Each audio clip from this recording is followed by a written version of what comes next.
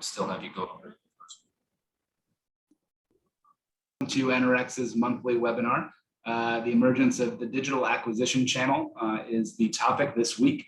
I have an esteemed group of panelists that I will introduce you to shortly. But just to kind of give you the agenda for today, do a little housekeeping right now, make sure everybody can hear us, panelist intros, panel discussion, and then Q&A.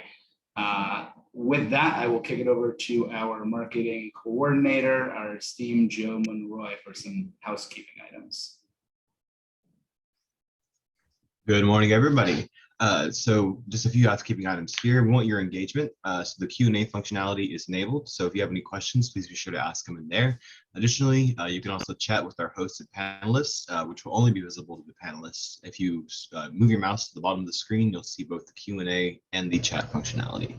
You can also follow up with Enerex after the call. We are at Enerex platform on all socials. If you have any questions whatsoever, need any help with Zoom support, can't hear or can't see, shoot me an email at this email at the bottom, and I'll go ahead and drop it in the chat as well. Thank you. Enjoy the webinar. Thanks, Joe. Really appreciate you. Also wanted to say a quick thanks to Tifa. Tifa has always been a great supporter of Enerex, and Enerex a great supporter of Tifa. We think that this is the best organization in the US to bring brokers and suppliers together on these topics. So if you're joining because you saw the Tifa announcement, appreciate you there. Things that we're going to explore today, everything on this list you will get out of this webinar today, and it will live on in perpetuity as a point-in-time analysis on the digital acquisition channel. Enerex is doing this because our mission statement is connecting people through technology to increase trust in retail energy markets. We believe that this isn't us selling product today. This is trying to make the industry better, and we think all participants in retail energy should be concentrating on trusting each other with certain information and rising the tide so that all ships benefit. And that is really one of our purpose statements here at Enerex. Enerex brings products to both brokers and suppliers. This is our product list, and that is all that you're going to get out of me as it pertains to Enerex today. I would love to start off by introducing our panelists. I am not Nate Richards, I am Jason Beck, but hey, once in a while, I pretend to be him on the weekends. My picture, his name, all good. Let me start with Dhwanit Shah. Dhwanit, can you give a brief introduction of yourself? Sure, yeah. As Nate here said, I'm Dhwanit Shah. I've been a software developer for a couple of decades and worked in energy for just about all of it, on the retail side, wholesale side, pretty much every aspect of it. Worked with several different retail providers. The longest of that was with Energy Ogre, which is actually not a retail provider, but a Texas-based entity that helps customers make sense of the retail market. Yeah, for the most part, I work with startups and small businesses, help them make the most of technology, and happy to be here. Really awesome, Dhwanit. I can't wait to hear some of your experience, as a CTO, past CTO of Energy Ogre and well beyond with your knowledge in retail energy, man. Pleasure to have you today. Yeah. Harry George, Managing Director of Accura Data. How you doing, bud? Yeah. So I'm Harry. I'm Managing Director of Accura Data. We're a marketing and lead generation business based in the UK. So we do all sorts of things like marketing data, web design, SEO, which we're speaking about later. So yeah, really happy to be here as well.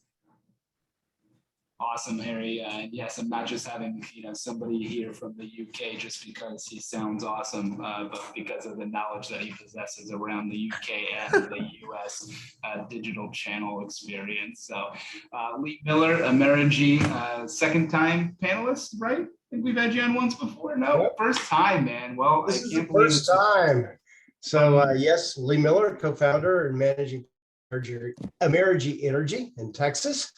I've been involved in the energy business since about 2010. And also we're now getting into the solar space. So along with my business partner, Brian Compton, we've got about 20 brokers on our staff that we're out there building relationships. Awesome. Great to have a thought-leading broker on the panel today. Also, Lee comes with a ton of experience from his past days building up agent networks and something he's doing within Amerigy as well. And so we'll jump into that a little bit because digital channels can be used and drive traffic in a number of different ways, which we'll address today. And that brings me to Dan Schilens, and a retail energy expert, currently COO of EnergyBot. Please, Dan.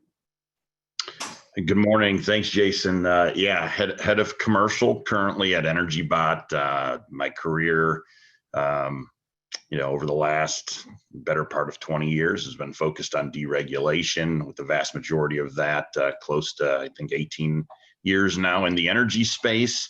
At EnergyBot, our focus is really to leverage data and technology to build the smartest customer acquisition platform out there. So I'm excited about the conversation today and see where the conversation takes us. Absolutely. And we get a great mix of suppliers on the phone, of brokers on the phone, of different people within retail energy. And so please, audience, as you have questions and you want to jump in, please don't hesitate. I'll be keeping a close eye on them and doing my best to moderate this amazing panel. So let's just jump right in. I think we're going to start by setting a little bit of a foundation for the audience of digital channels. And, you have these terms like SEO, SEM thrown around. And, Harry, kick us off. I'm sure customers ask you, what is SEO? And then typically, what do you do for customers to help on their SEO front?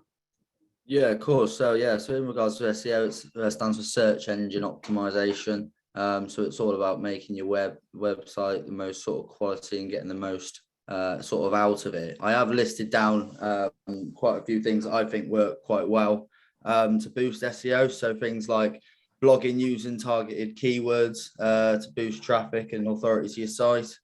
We've got to do keyword research so you know what content to target. Sort of research how many people search for that specific word, because certain words reach targets quicker and they're more like some words cost more, etc., stuff like that. Is there a high volume word with less competition? Backlinks. So if you generate backlinks to your content from credible sources to boost your site, boost your SEO and stuff. So say if, for instance, we're doing this with you guys, if we put a backlink into your website, that will come up every time. So the more backlinks you have effectively, the more your posts get boosted by that backlink. Optimize website images. Use more than just one word content videos. Please emphasis on long form content. So if you're putting sort of content on your website as well, I think with the SEO, if your content's longer form, so if you're putting sort of longer articles rather than shorter ones, they seem to boost around and do a lot better as well. So it depends on what sort of thing you wanted to get started on first, really, because I've got quite a lot here. No, that's a really good introduction. And a couple of things for the audience. Just I did not know anything about digital before my experience at AEP Energy, and so a couple of things that you mentioned. Backlinks. I know what you're talking about there, which is to say that, let's say CNN has a link to the Enerex website, right? That would be a backlink, or somebody reposts an article that you post. Those type of links will garner you a higher ranking on Google's search algorithm, or Yelp, or any of the other search engines that are out there, right? And Harry, that's what you're really talking about with SEO.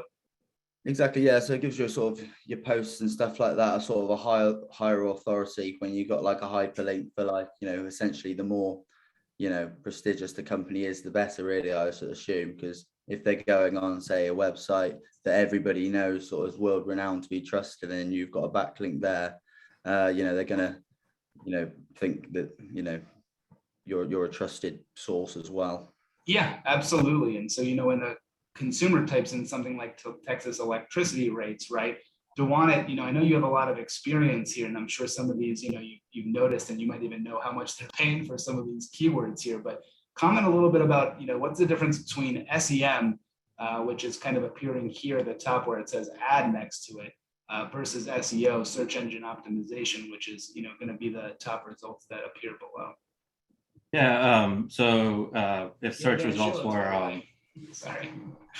If they were, aligned to a ride at Disney World, SEO is the standard line, and SEM is the fast pass line, where you pay a little bit to get farther up on the list. And the rules are different there, where SEO weighs very heavily on how relevant your content is to what the user is looking for, and that includes things like if somebody clicked through a previous person that searched for those keywords, if they clicked through the link to your website and then immediately hit back and then went to the next result, that's going to count against you. Versus a paid ad, they click on it, the search engine gets paid for it, and they're happy to continue showing it. And since there's only 2 or 3 spots, it comes down to who has the best bid for it, not necessarily what the content leads up to it. So I could be selling Coke and I could bid on the Pepsi keywords. And as long as I'm willing to bid more than anybody else, Google's happy to take the users over to that. And that's not just for Google; it works with different search engines as well. There's quite a lot of quite a lot of art to that science as well. But it's the option you go for if you have high amount of confidence that a click is going to lead to a conversion. That you just need to, if I could just show you my pitch, I'm pretty sure you're going to end up buying it. I'm willing to put some money out there to bet on that. So SEO is more just content driven, where it's you're being ranked just specifically on your content and your backlinks and who's sharing it, right? Your thought leadership and the engagement of it as well. A lot of that gets you up there, but then just because you showed up as the result number 1 doesn't mean you stay there. It's an algorithm that constantly evolves. Based on how well you engage the user. So something that worked this week, same with SEM, may not work again next week because somebody else is also, your competitors are also doing the exact same things.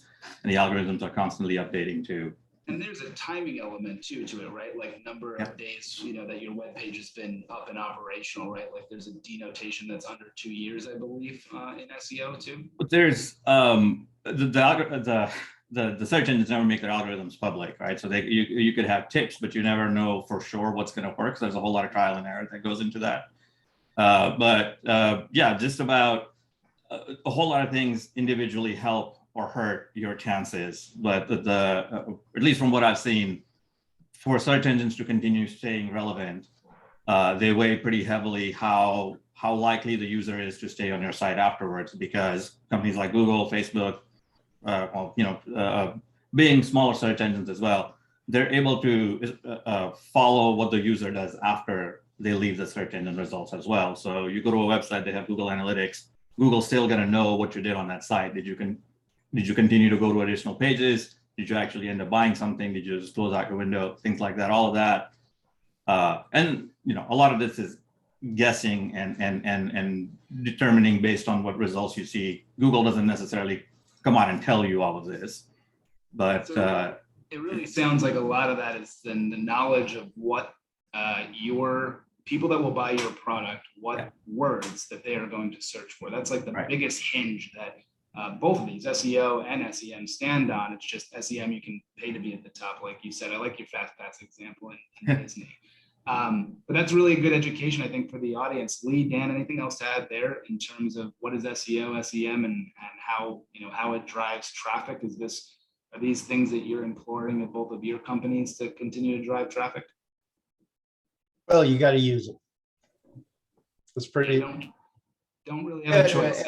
We'll talk a little bit more about how we do use that here shortly, but awesome. Yes, we're very much aware of that, and we're blessed also to have a public relations and media company that we own also that does that for a living. Matter of fact, they don't get to our stuff as quick as maybe one of our other paying clients. But anyway, that does help us quite a bit. That's awesome, man. Dan. And I would just simply add that, you're talking about activities that require constant and ongoing management. Absolutely. If you're going to do this digital marketing, it's something you got to do well and continue to do well. It's not a one and done type of thing. And if you need help, then hire a firm to do so.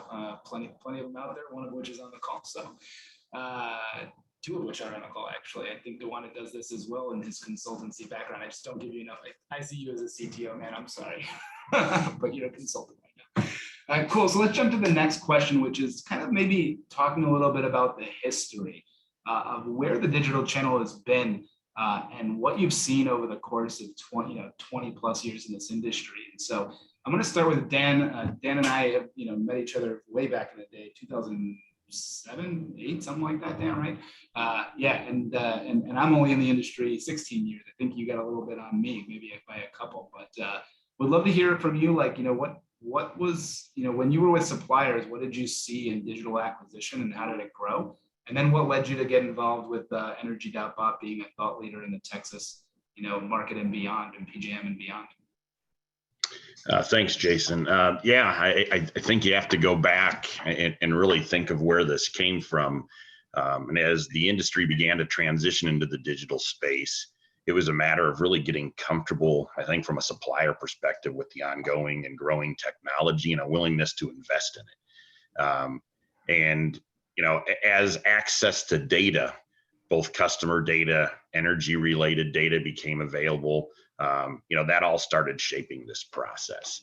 And, there has been an evolution from an initial attempt to traditionally market, get information, obviously in a more traditional fashion to customers, and what I will describe as enrollment type platforms. So marketing took place in a more traditional fashion, whether that was direct mail, radio ads, billboards, etc., with the intention to get somebody and capture somebody's attention and ultimately get them to an enrollment platform for sign up purposes.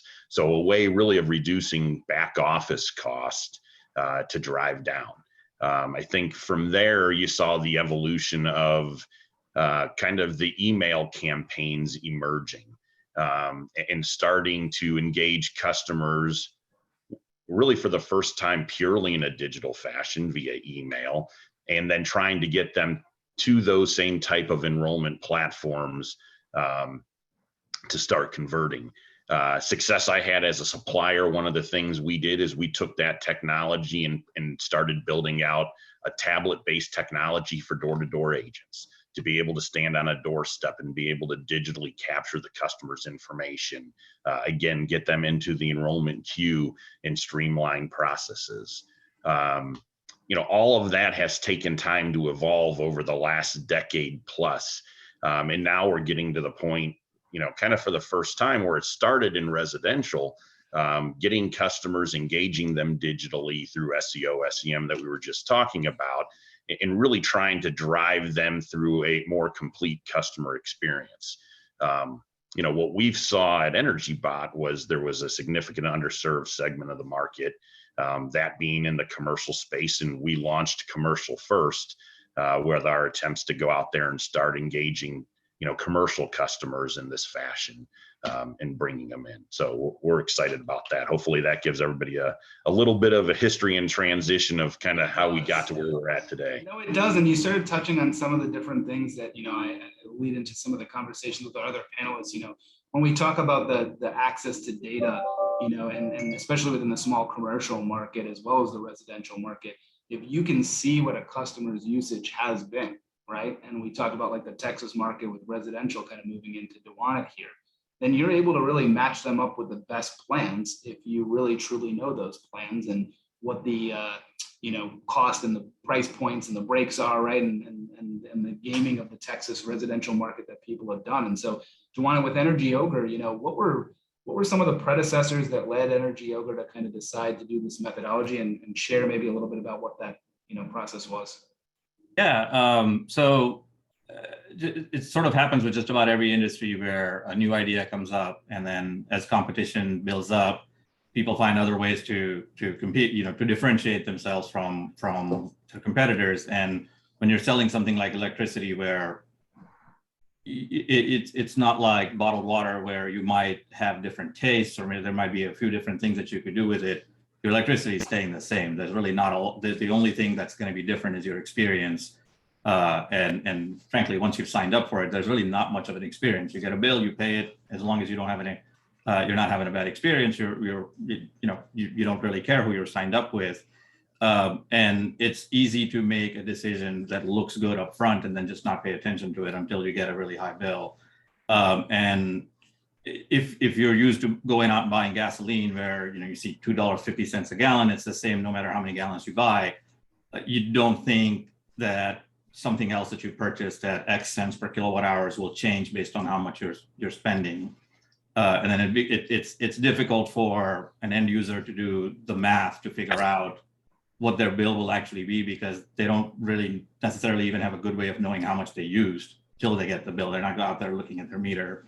So the idea of something like Energy Yoga, I think people have been thinking about doing something like that for a long time, and it just wasn't cost effective until cloud technology became much more available. If you had to spend $500,000 in infrastructure before you could get started, you'd have to charge the customer so much per month that it wouldn't really be worth it for them to spend the money to do it.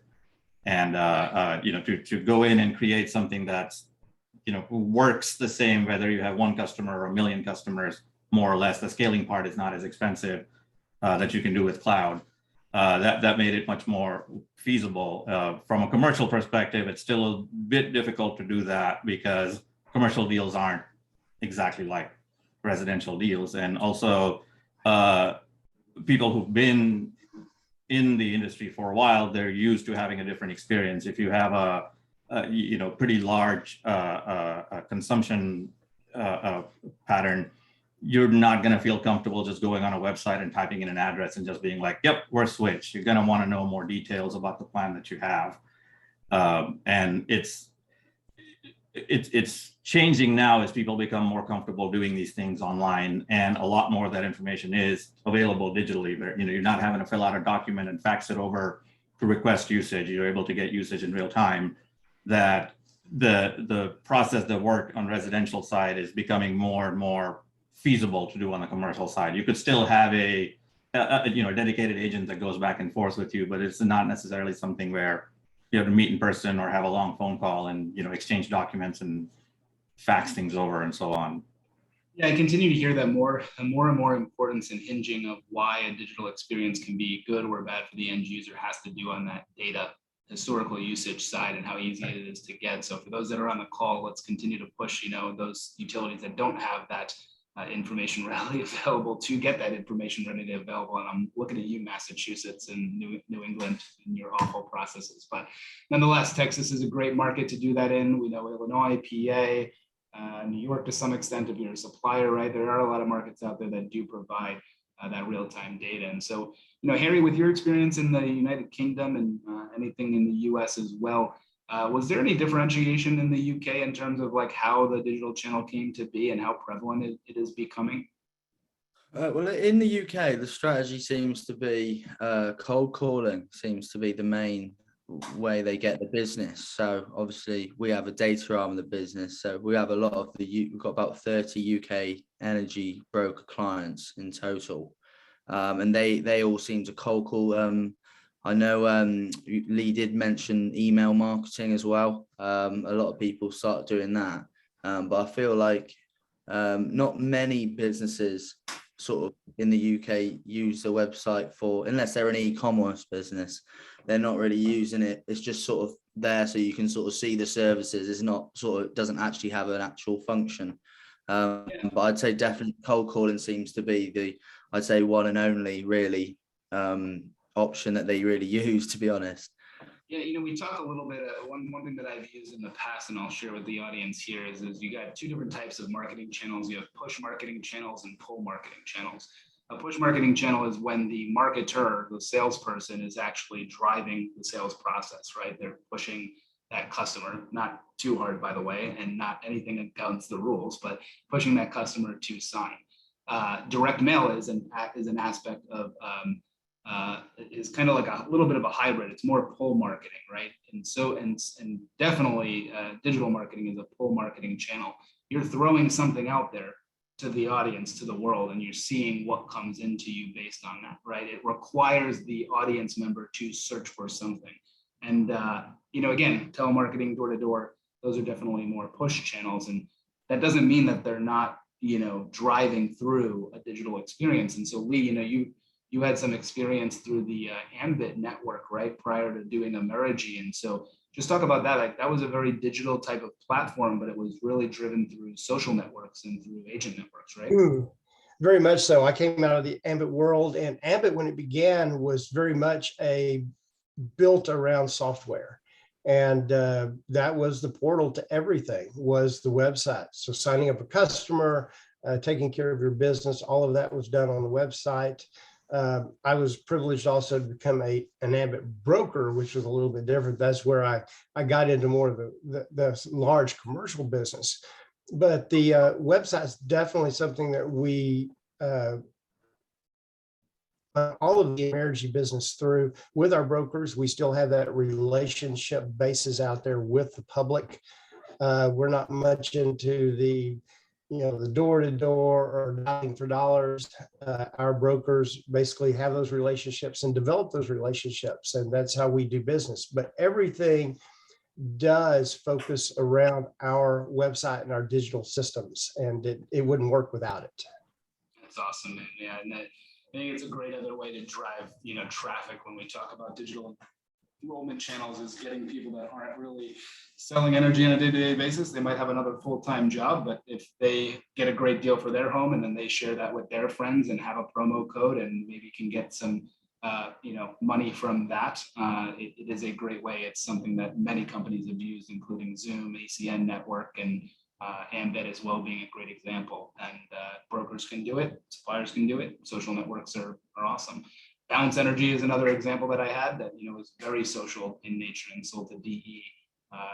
Was probably the first big sale in our industry of a digital channel to a supplier. So kicking off this next question about just kind of trends, right? What are we seeing in trends and versus picking up the phone? Harry mentioned that that's really in the UK, that's still the primary methodology, but is digital acquisition here to stay? Is it growing? I'm going to start with Dhwanit, just with your experience, please. Yeah, I mean, I as someone who I would much rather spend a long time waiting on chat than get on the phone with a real human, just because it's a bit more comfortable. And I think more and more people who feel that way are, I guess, getting old enough to be doing it on their own. From looking at the actual data, again, with Energy Ogre, it was much more on the residential side, but with all the different reps that I've worked with, except for markets that required third-party verification where you had to have somebody else call in and have a recorded conversation, we would see, since you're able to see real-time traffic on the website and on the phones, whenever a news story ran or an ad ran or something to that effect, we would immediately see a spike in traffic from mobile users. And you'd see if your site wasn't quite, if the experience wasn't great on the mobile device, you'd see that it gets all the way to the sign up and then it stops. And then later that day, you'd see more traffic coming on the website, from a desktop or a tablet side, or as people are enrolling. You did not see spikes in calls whenever something like that happened. Nowhere near the kind of traffic trends that we would see on the web. In markets where we did have to have somebody go door to door, or if you needed somebody to call in, even in those cases, we repeatedly saw people saying, could I just do this online? Like, I don't, actually telling them, well, you're going to need to get on the phone and talk to someone, often ended up losing the sale. So, I mean, I would think that it's here to stay forever. I think that as commercial processes become a bit more easy to do digitally without necessarily requiring phone calls or fax documents or so on, that I think it should move to that direction. Yeah, that's something oftentimes I hear people say that, like, with the millennials starting to become, first-time homeowners now, and folks of the younger generation becoming in more of leadership positions, but then obviously we look at government, and that is still not even close to the millennial generation that's there right now. Still actually baby boomers, if I'm not mistaken, in the highest level roles. Do you feel that that is something that's a trend that's going to continue as more of the younger folks that are so used to technology and don't want to talk to humans? Is that trend, is that something that you see and hear as well? Yes, quite a bit. And Actually, even among the older users that we have, the vast majority of them prefer to deal with a computer. I'd rather just log onto a portal and make changes or sign up through that than get on the phone with a human. And it wasn't just that they didn't want to wait on hold. Even when we were staffed where we could answer, a real human will answer within 3 minutes, unless they had questions that they wanted answered. The vast majority of them prefer to do the actual dealings with a computer online. There's also this a feeling of it's safer because you're not giving your personal information to a human. You're doing it, you're sending it over to a machine. Right. That it's safer for you to do that. The lock icon, the security icon, it makes you feel good, right? Like your data is protected, right? And Amazon's not watching you, but they are. So that's really helpful, Dhwanit. And on the B2B side, Dan, you guys are pioneers in this space and really moving the digital acquisition in the small commercial world. Are you seeing upticks in enrollments for B2B digitally? And if so, why do you think that is? I would first of all say yes, we are. And just to piggyback on some of the comments already made, we are probably seeing a larger mind share tied to energy than ever before. So, I would definitely say, we're seeing that growth where the industry always talked about the 6 or 7 minutes a year. People think about electricity. Google trends are showing that, there's been about a 50% increase in energy related search terms here over the course of the last 3 years. So that is something that's definitely driving. For us on the business to business side, we got into the space really because we saw a significant underserved segment of the market. And when you think of from a supplier perspective and even a broker perspective, the cost to serve small commercial customers versus dealing with purely residential customers, there's a lot of time, energy, and effort that goes into that. So we spent our focus and we launched as an organization business first, and that was intentional, knowing that was an underserved and a segment of market that was showing great need, and we wanted to enter that and really be one of the first movers in that space. We do and have entered into our flow survey questions, and 53+% of customers were surveying, and I'll categorize this by saying kind of in that 100 megawatt hour plus space. So not the very, very small, but starting to get into a decent sized customers are telling us that they want to shop digitally. You then see another 20+% of customers that are saying, I want to shop online, but I may want to talk to somebody to validate something. So you really are getting the vast majority of customers that are providing indications, searching online now, saying they want to buy digitally.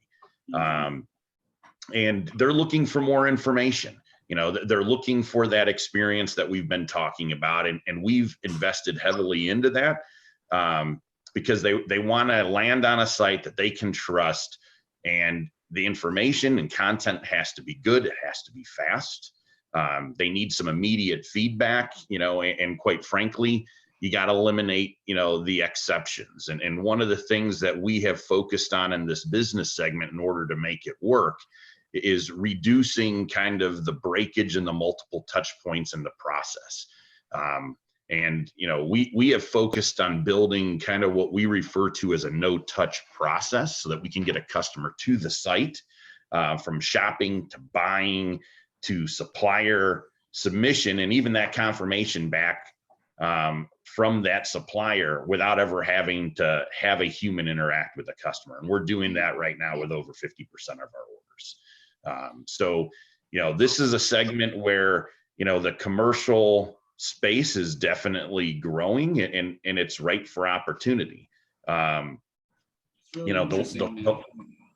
I mean, the largest sites out there, including EnergyBot, are getting over 100,000 users to their sites a month. That has to be actively managed. It has to constantly be improved, as we've talked about, in order for this to work. And that's where the the energy and the effort and investment is being put into is that overall experience. Yeah, the experience itself, it's funny. I just thought two things. First, I don't know if anyone on the call is a big fan of ESPN, but there's a show that's Around the Horn, and the guy actually gives like plus signs when people give really good stats. If you've ever seen the show, so I was gonna give the plus sign to Dan, like great stat quote right there, 50% rate increase. No problem. It's great. Thank you for that stat, and I'll throw one else out there as I move, over to Dhwanit's experience with Energy Ogre, but 30% of all Texas residential customers choose their provider online. 30% of all Texas retail customers choose their, and by the way, that is simply going through not all the Energy Ogres and the stuff out there. That is just through the PUC website. Just through the PUC website. They go there first, they go to a retailer. 30% of people shop that way, let alone the Energy.bots and the Energy Ogres and other sites out there as well. So you can imagine that residential shopping is probably north of 60% done digitally. And Dhwanit, you guys started in B2C, right, doing the residential, but you moved into B2B, and Choose Energy also had a, in my opinion, right, as an outsider, a rough experience going into B2B.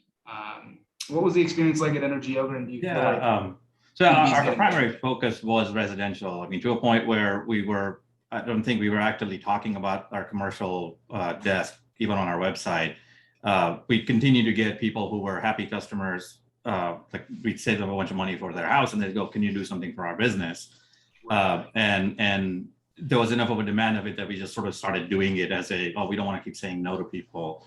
The part that we were struggling with was to get to create a commercial online experience that's as streamlined as the residential is a far more difficult thing to accomplish. You would need quite a lot more resources to do it, because there's also, it's not just give me your address, give me your easy ID, and here's a plan, or we got your usage and there you go. There's still quite a lot of back and forth that happens, especially on the utility side. You can't just request usage in real time from most of the utilities, and the process is slower. So even if you create something online that says, well, you finished step 2 of 5, we'll get back to you when step 3 is ready, and it could be anywhere between 2 hours or 5 days. That's difficult to create a good experience. That's a streamlined online experience, and I think it is changing, where the utilities are becoming a bit more aware of something like that, and not just saying, we don't care what you're doing, you have to fax us something because we use faxes, and that's our process, or we'll send you a zipped Excel file and you just figure out how to do that. They've gotten moved away from that and started streamlining quite a lot of that, at least in ERCOT. In some of the other utilities, there's still some limitations there. It's Ohio territories. There's 3 there that that allow for the acquisition of HU digitally, and BG does, and so there really is. There's a good amount of markets out there that do, including Texas with their usage website. The 2.0 version really allows you to kind of do that in real time now, which is nice. And I hope that the UK actually has one of those at some point in the future. I know of EcoServe and some other organizations that try to produce good usage data, but that's tough in the UK as well, right, Eric? Getting usage for customers. Yeah, exactly. Yeah, it seems like it seems the markets are a bit different. It seems a bit easier to get that sort of information in the UK. But I was going to interject and say I do think a lot of UK energy brokers are trying to move to the US as well. I spoke to you about it a little bit, Jason, because obviously we're the data provider. So people come to us for the data for their campaigns, and a lot of the people in the UK have started to say, "Oh, have you got US data? Can you do this in the markets?" And asking me to, maybe sign them up with Jason or other sort of similar type of companies. So I do think the trend's very much there. But in the UK, obviously, there's data with that sort of information on there.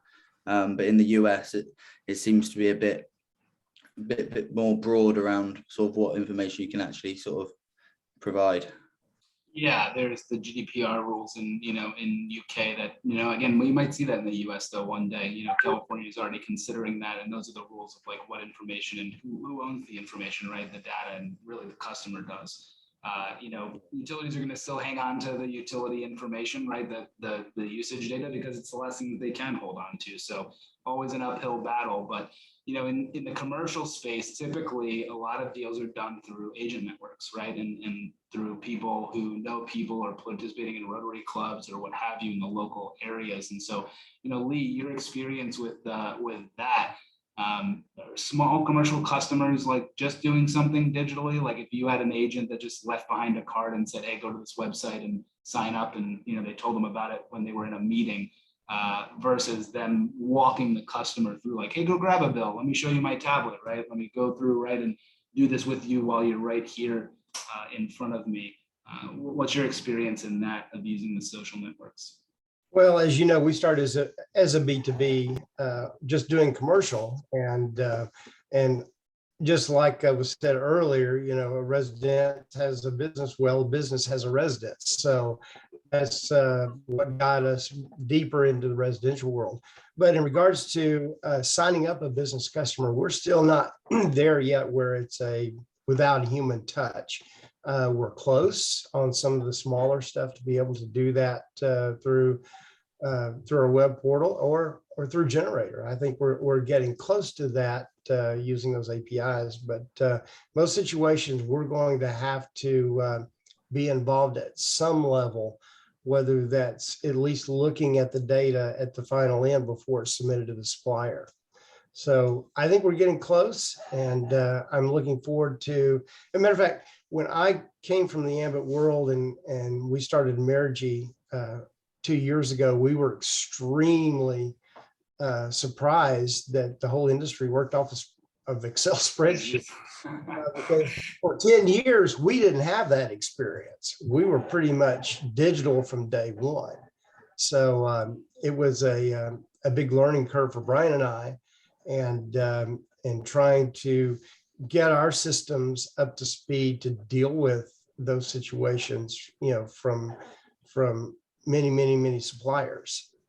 Yeah, you talk about, you've had some difference in opinion here, shared by the panelists, right? Dan's having a lot of success in driving digital enrollments because that's their focus, within small commercial. And Lee mentioned his aspect of, where Ambit had a really strong platform, and through those social networks was able to drive those enrollments. And what you just mentioned with Generator, right? That's an Enerex, please, a client of Enerex for what it's worth, and Generator being a product of ours.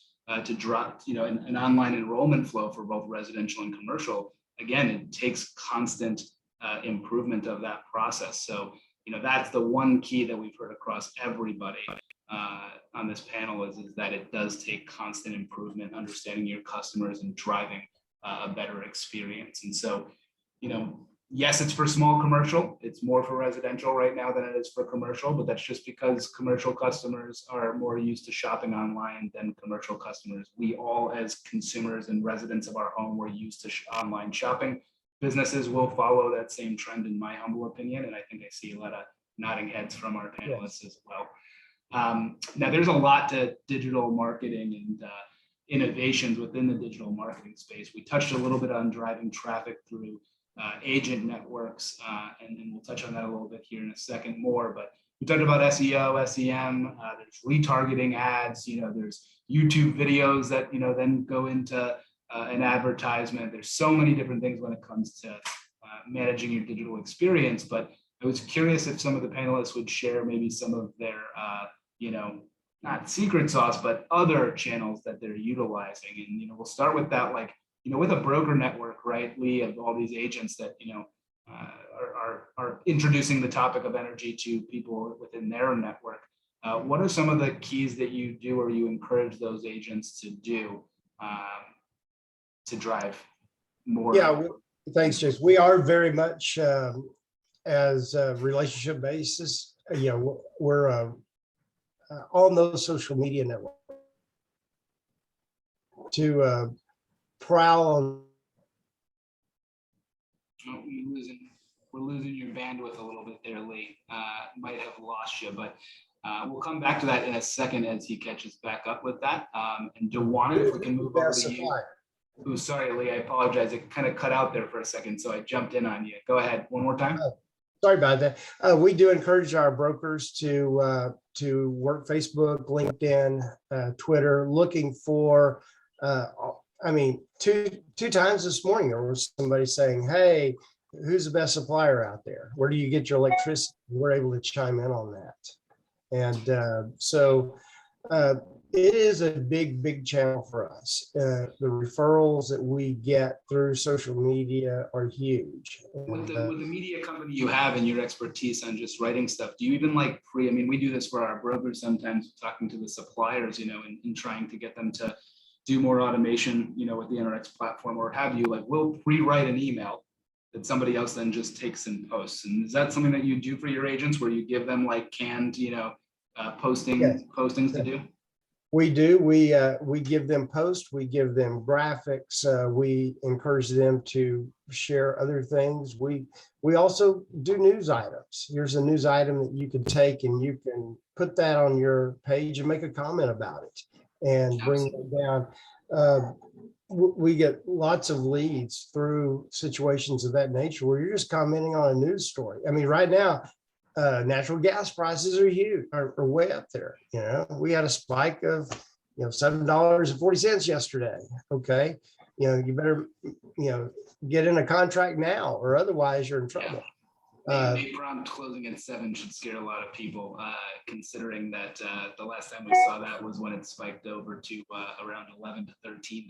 So I hope that's not next, but yes, global commodity prices increasing. Surely good stories to be commenting on in the social network realm. You know, you touched briefly on Facebook. You know, there's a whole aspect of Facebook of a social network, but Facebook marketing is getting pretty much just as good as, in fact, even better to some extent than Google marketing. And Dhwanit, you have experience in the Facebook marketing aspect. How do you use Facebook marketing as a channel, and why is it so great? Well, so both Google and Facebook know ridiculous amount of things about you, even stuff your spouse might not know, just based on the things that because they're able to, you know, find patterns. So even if you're not signed in, even if it's you know, you don't have a Facebook account, all the websites you visit that are using Facebook, they're able to create profiles for people, and they are freakishly good, because when you have billions of users' data, you're gonna find that, you know, so when you add a certain amount of data points, people are pretty easy to predict. And while Google uses that, like, they don't necessarily give their advertisers access to all of that, Facebook gives you all of it. So depending on how much you're willing to spend, you could create a campaign that is hyper focused to find, you know, what company did they work in, you know, the race, well, maybe not race, age, gender, education level, salary. There's a whole lot of this information that it's able to extrapolate. Based on that, you could target someone for an ad that's very specifically for that person, that they're likely to click on it. And you get, as an advertiser, you get instant feedback to see what worked or didn't. So you could create 50 variations of the same ad and roll it out for a couple $100. And within a few hours, you'll know what worked, what didn't work, and what worked with which people. It also gives you, you know, whether you're looking for likes or if you're looking for clicks. And because they want you to spend more money on their platform, they're going to give you all of that information. They also give you an insane amount of information on your competitors. On when you look for a keyword, instead of just saying, here's some keywords, here's what the bid is, where Google might show you. Facebook, you could actually put in a company's information. It will say, here are all the ads they've run and the kind of returns that they've received on that. Oh, wow. That it's on a moral stance, it's pretty reprehensible that a company knows this much about us. But if you set that aside, as a marketer, it is a gold mine for the amount of returns you can get on your investments. And I mean, I've seen campaigns return 3, 4, 5 times the amount spent on them rather quickly too.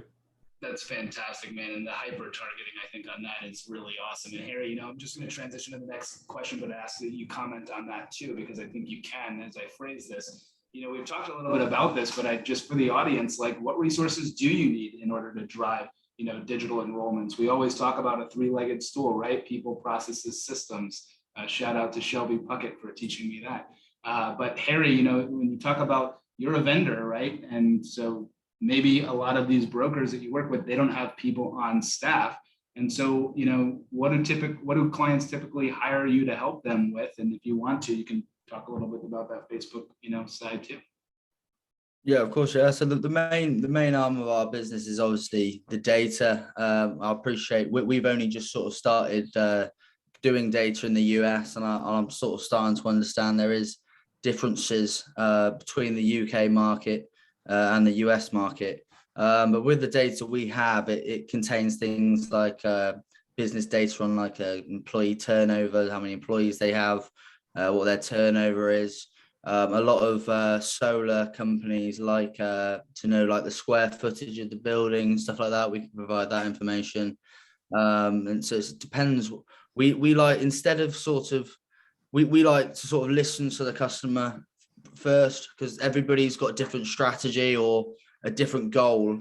So we kind of like to listen to the customer and then try and filter the fields of the data to that sort of required need that they've asked for.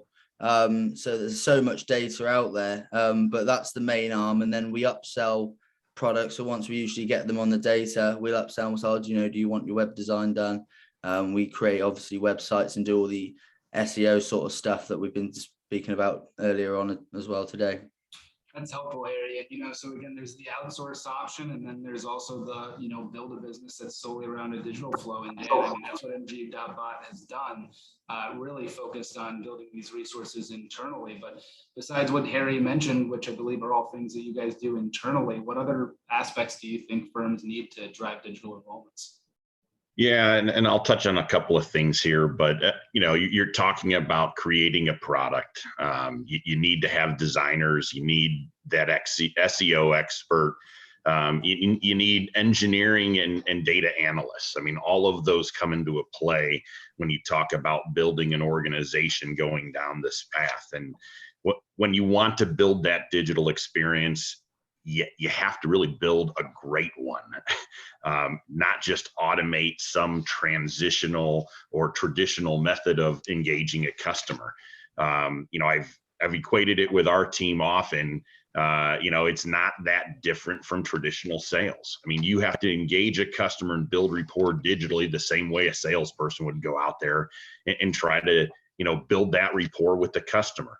And sometimes a subtle change in verbiage, placement on a page, et cetera, makes all the difference in the world. So you're constantly testing and tweaking to try to hone in that experience. You know, I mentioned, you know, we got to the point now where we're doing over 50% of our orders and we're not touching them. That didn't happen overnight. That is, you know, hundreds of iterations and tests and trials to get to that point and try to, you know, work out quite frankly, all the bugs and drops and everything that affected things throughout the process. But that now has, you know, really allowed us to process more transactions with fewer people, you know, really allowing us to be more competitive and operate more efficiently than we believe a lot of the competition in the marketplace. There's a significant amount of investment in time that goes into this segment. You can't disclose that. And I know we've talked a lot about residential into small commercial. For us, we started commercial, bled into residential, but I don't want to lose sight of the fact that we're pushing up market and we're seeing more and more larger customers also shopping at line. And I'll equate that as getting into the medium space, and for, you know, those in the industry on the call, kind of that 700, 800, 5,000, we really take it up to 10,000. I mean, we're getting significant number of high quality leads each and every day that come in across that platform, indicating they want to buy online. There are steps to handling that. That's an area we need to improve upon. Everything from evaluating potential partners in that segment. You know, because we see that as a growing opportunity. That's really interesting for those in the call. 10,000 meaning 10,000 megawatt hours annually. Megawatt hours, yes. It's okay. I got you. 10 million kilowatt hours annually. Those are big size clients, and interesting that you're seeing that. You know, again, it's a significant investment though, and so for brokers that, you know, for brokers that are not funded with millions and millions of dollars, right, in a fundraise. Lee, you're kind of more grassroots campaign. You're outsourcing some of that, insourcing some of that with your own technology. Any comments that you have on people, processes, and systems? Well, I will tell you. Okay, here's a plug, Jason. So check here. $5 check in the mail. You got it. Enerex did save our lives, but back to you've got a new product generator, which we're very, very excited to be able to use as that connection point on our website and to our suppliers. So we're looking very forward to. I mean, we're in testing right now, and we've got it deployed, and we've got some of our brokers using it. We're looking very forward to putting that out to the public for commercial and residential supplier signups. And thanks for the plug, Lee. And honestly, what I heard for the audience too is that whether you are going to build this as an internal practice, and if you want to make this a core key of your business, you should be doing that, and you should be paying as much attention to it as folks like EnergyBot are doing to it. And if you don't have that kind of resources and funds, there are outsourced options and vendors out there for you that have some of these tools, and you can utilize those tools. Some of them are through a sleeving relationship, right? Some of them are just a technology provider where you pay for it like we do. And so there are solutions for you, even if you want to do and just dip a toe in the water and not make this, your own full-blown strategy. And that's what I wanted to impress upon the audience. We'll close with this question, and, panelists, we'll have 3 minutes to wrap up. So we'll do this fairly quickly, but would love to kind of just identify to the audience kind of some other channels that a digital enrollment flow could be utilized in. Lee, I'll say that with yours first, with just this network of social people. How do you try to groom that to grow, right? Like where one person becomes two become four become eight, etc. What do you do to help that network grow? Well, obviously, we continue to use apps and find other apps like the Nextdoor app. Our brokers love to use that for their neighborhoods, and we try to pick up and we're also advertising on it as well. But Chamber of Commerce events, we're members and very, very involved in chambers of commerce all over Texas. Matter of fact, I can't keep up with the number of meetings that we need to go to send. And we help our brokers see those meetings. Okay, there's one here in Bell County. Let's have a display there. We're also displaying this morning at a job fair, looking for those that might be interested in working full-time in the energy business. And that also drives traffic to our website for those that don't want to, but they see our name, and it's another impression for our name. So we're also out at festivals, trying to have a booth at everything we can get our hands on to get our name out there, as we're a place where we'll find you the best rate out there in the marketplace. And we're your trusted friend that can be, you can trust the suppliers that we bring to the table. I love that, man. Really cool. And, I'll share a couple from my experience when I was running residential for AEP too. We did beyond the festivals and things like that. Local towns that had their own festivals was always a great place. But, another piece is corporations, right? We have a lot of brokers out there that have some great relationships with these corporations that have thousands of employees. And those corporations have green initiatives or some type of employee benefits program, et cetera. And, where's that, experience where you just say, hey, customer, let's do a co-branded marketing campaign. I already have a supplier that has a green plan, and we can greenify all your employees' homes, or at least give them the option to, or pass along a discount, right? Hey, we're going to do this at, I don't know, $1 margin, $1 per megawatt hour margin as a broker, just because we, want to support you as a company, right? And we're going to do this at cost or below cost, to do that. So I think corporations with lots of companies, that's another one. Another piece that you talked about was a tabletop marketing exercise. And you can do that where, the agent who's sitting there at that tabletop is giving them a card to go home with a code, with a QR code. And all the customer has to do when they get home and with that bill is just scan the QR code, and then they can call the agent with any questions that they have too. So there is a lot of ways to engage digitally. And I'll just kind of circle amongst the panelists, Harry, first, Dhwanit and Dan, anything else to share on this topic before we close out? Yeah, I thought it was good what Lee said about the Chamber of Commerce, because we've got something similar, obviously, in the UK. And a lot of my energy broker clients use that because the Chamber of Commerce will refer them business to, a local company. And then one of my clients got quite a good consumption from that as well. And that was basically from doing next to nothing. All he had to do was sort of send her over the prices, and they ended up signing. So I do think you can get some good business from that, because like I say, if any source you can, get in contact with who can make you seem reputable and sound reputable, or even not even make it seem highlight that you already are reputable, because sometimes you are a reputable business, but you haven't been around a long time, so it's harder to prove that. But again, it's sort of who you know, and if you can get someone to, sing your praises and stuff like that, and even stuff like webinars, what we're doing now. You're raising, awareness for what we want to try and achieve and stuff. So I think there's online platforms are a good way to reach more people than you probably initially realize. That's awesome, Harry. Dhwanit, anything to share for? Yeah, I just want to parrot what Lee said. Any kind of open platform like Nextdoor is a really good one, where if you make a claim that somebody could refute it, if you're making a claim that's not a right one, or it's that adds a lot of credibility to you. People go to something like Nextdoor because of that, because they already trust what's posted out there. And any kind of open forum where you're able to engage customers, those are great areas to do it. Dan, anything else? Yeah, and I guess I would just wrap up with, you got to meet people where the conversations are taking place. And as I mentioned earlier, the energy conversations have expanded far beyond deregulation and buying plans. So there are conversations taking place and people looking for information and content in a variety of places. And that is a massive lift in and of itself. And in our core competency of kind of, an online acquisition platform today, we're trying to figure out how to better address some of those things and be in those conversations, as well as finding the right partners, to provide offerings into that space and to also extend our offerings through them.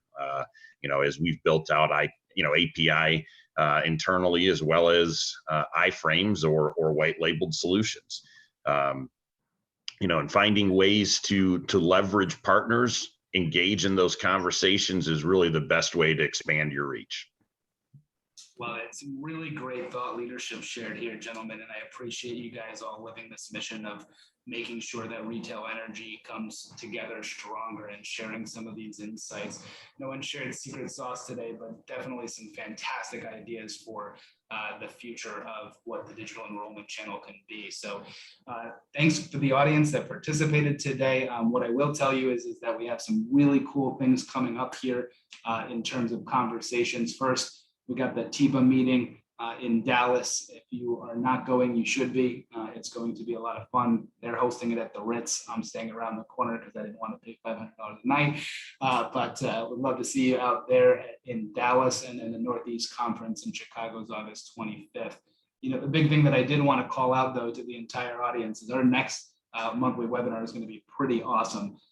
It is going to be about supplier-owned brokers. Nate Richards, our CEO, will that one, and just talking about some of the bad and the ugly when it comes to supplier-owned brokers, but there are a lot out and lots of conversation on around them. So excited about that webinar coming up. We hope you all attend that next one.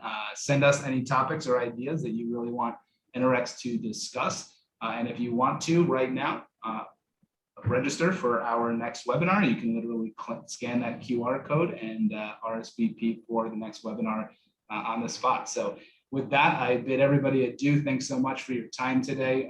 Panelists, thank you, Dan, Harry, Dhwanit, Lee. Thank you so much for your time. I really appreciate it today. Thank you, Jason. Appreciate it. Jason, appreciate it. Awesome call, guys. Take care. Have a good one. Thanks, Jason. Appreciate it. See ya.